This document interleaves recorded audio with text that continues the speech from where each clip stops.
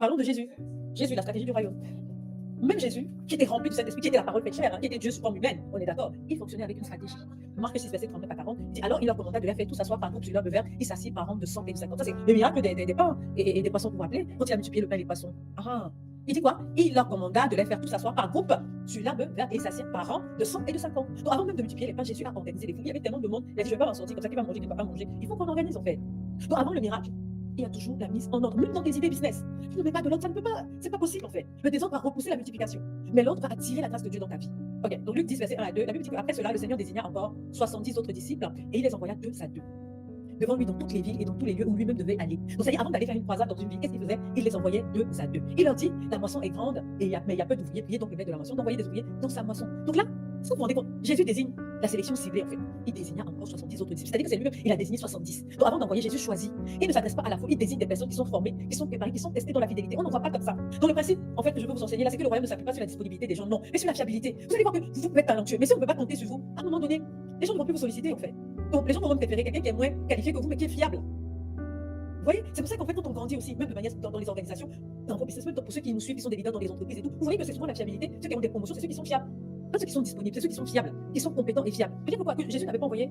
C'est-à-dire que tous ceux que Jésus avait autour de lui n'étaient pas envoyables. Non, parce que pour être envoyé, il faut être équipé avant d'être envoyé. Donc c'est une clé de management en fait, spirituel et entrepreneurial. Tu ne peux pas déléguer à quelqu'un juste parce qu'il est proche de toi, mais parce que la personne est prête, elle est formée, elle a été testée dans la fidélité. La deuxième chose qui est importante dans ce texte qu'on a lu, il les envoya deux par deux. C'est la stratégie du binôme. Vous voyez, même dans vos entreprises, on vous passe souvent qui est ton binôme, qui est ton backup. Pour ceux qui travaillent dans les entreprises, pour les chefs d'entreprise qui nous écoutent, pour les leaders, on te demande souvent qui est ton backup en fait. Mais c'est ça. Jésus l'avait compris depuis en fait.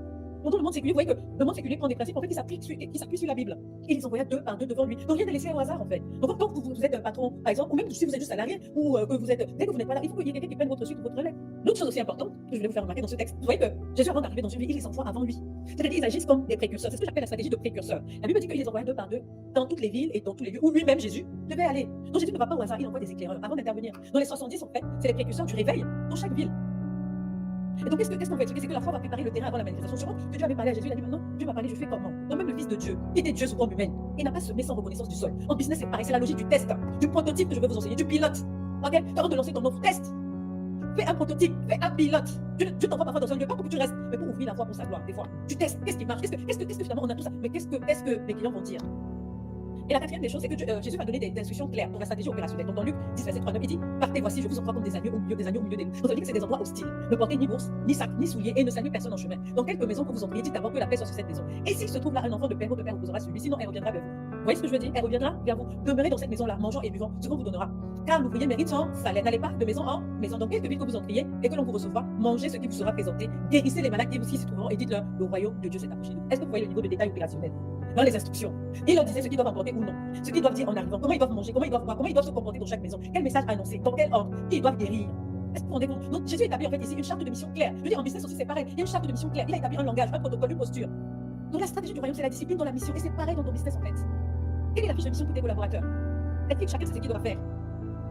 Et ce qui est fort, en fait, c'est que Jésus va même préparer la gestion du rejet, la stratégie de résilience. Dans Luc 10, verset 10 à 11, il dit mais dans quelque ville que vous entriez et qu'on ne vous recevra pas, allez dans ces rues et dites nous secourons contre vous la poussière même de votre vie qui s'est attachée à nos pieds. Cependant, sachez cependant que le royaume de Dieu s'est approché. Vous vous rendez compte? Il a même défini la stratégie de rejet. Donc ça veut dire que quand tu lances ton entreprise, tu lances ton projet, même si on te rejette, c'est pas, il faut une stratégie aussi contre le rejet. Tout à l'heure, j'étais en coaching aussi avec une cliente, comme ça je lui ai expliqué. Je sais pas parce que tu as rejeté que ton projet n'est pas bon. Écoute la stratégie pour gérer le rejet. C'est ce qu'on appelle finalement le protocole de réponse à l'échec ou alors on rejette. Donc Jésus a donné même le protocole de réponse à l'échec. Donc il y a des conversations émotionnelles, non. Sur beaucoup de choses, ils sont dans les émotions, les découragements. Non. Jésus il n'a pas dit que soyez dans l'émotion découragée. Non. Le refus ne signifie pas la fin de ta mission. Le refus ne signifie pas que ton projet n'est pas bon. Le refus ne signifie pas que tes offres ne sont pas bonnes. Qui t'a dit ça? Les leaders du royaume ne s'arrêtent pas aux résistances. Ils respectent les saisons. Mais tu t'es trop en avance en fait. C'est pour ça que les clients disent non. C'est que tu dois abandonner. Et le point numéro 6, c'est que Jésus va même organiser leur retour, c'est-à-dire la stratégie d'évaluation. Ok? Attends, on lit Luc 10, verset 17. Il dit les 70 regardent avec joie, disant Seigneur, les démons même nous sont soumis en ton nom. Les démons même nous sont soumis en ton nom. Donc ils rentrent même, ils viennent rendre compte. Donc Jésus a tourné leur retour de mission. Ils ont fait un débriefing spirituel et stratégique dont les résultats sont évalués. Et pour corriger leur focus dans le verset 20, on aura le temps de voir tout ça. Ils vont célébrer leur croissance. Donc c'est la banque complète en fait du leadership divin. Envoi, mission, retour, évaluation et nouvelle autorité. Tu grandis. Quand tu fais ça même dans ton business, tu grandis. Je sais pas si tu vois ce que je suis en train de dire. Je vois même Jésus dans le feu du ministère surnaturel quand même. Je veux dire en termes de surnaturel, lui c'était quand même assez fort quoi. Il a fonctionné avec un plan. Donc la puissance, c'est pas parce qu'il était puissant qu'il n'a pas fait de plan ni de stratégie. On est d'accord ou pas? Donc la puissance ne va jamais remplacer la stratégie. La foi ne va pas supprimer la structure, elle va donner vie à la structure. C'est pourquoi les entreprises et les ministères du royaume doivent apprendre à articuler la prière, la planification, l'envoi, la redevabilité et le retour d'expérience. Le leadership biblique, ce n'est pas improvisé, il est inspiré, il est orchestré.